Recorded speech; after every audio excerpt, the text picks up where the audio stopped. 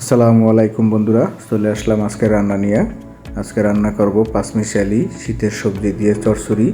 এখানে আমি অনেক পদের সবজি নিয়েছি, ফুলকপি, গাজর, সিম, টমেটো, তারপরে কাঁচা টমেটো নিয়েছি, বেগুন নিয়েছি, আলু নিয়েছি। সব পদের সবজি দিয়ে এখন আমি চচ্চড়ি করব। তেল দিয়ে দিব এখানে আমি হাফ কাপ পরিমাণ, আপনাদের বেশি লাগলে বেশিও দিতে পারেন। আমি সব সবজিগুলো আগে কেটে রাখছিলাম। এখন আমি হলুদের গুঁড়ো দিয়ে দিব 4 চামচের 1 চামচ পরিমাণ। এখন আমি পেঁয়াজ কুচি দিয়ে দিব 1 কাপ পরিমাণ। রসুন বাটা দিয়ে দেব 4 চামচের হাফ চামচ পরিমাণ। এখন আমি লবণ দিয়ে দিব স্বাদ মতো, যে যতটুকু লবণ খান। এখানে আমি কাঁচামরিচ ফাড়া দিয়ে দিব 10 পিস পরিমাণ।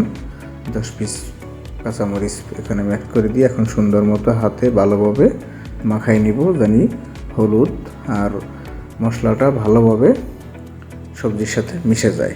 তাই আমি হাত দিয়ে খুব সুন্দর করে মাখাই নিতেছি, দেখতেই পারতেছেন। অবশ্যই আপনারা ধৈর্য ধরে মাখাই নেবেন।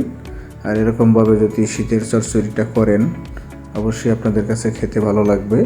আপনারা ভাত দিয়েও খাইতে পারবেন, সবজি দিয়েও খাইতে পারবেন। আমরা মূলত ভাতের সাথে খাবো।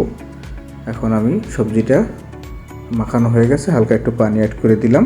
পানি বেশি দেওয়া যাবে না, ঢাকনা দিয়ে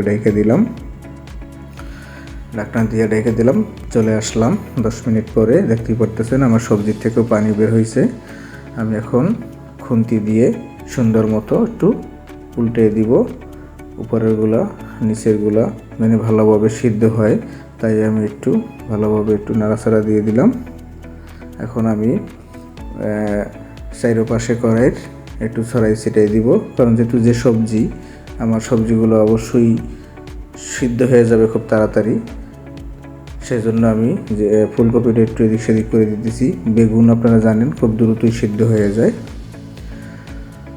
তাহলে আপনারা যারা এখন আমার চ্যানেলটা সাবস্ক্রাইব করেন নাই, ইউটিউব চ্যানেল মর্দ kitchen 001, Facebook page Kahini kitchen, like share follow দিয়ে দিবেন।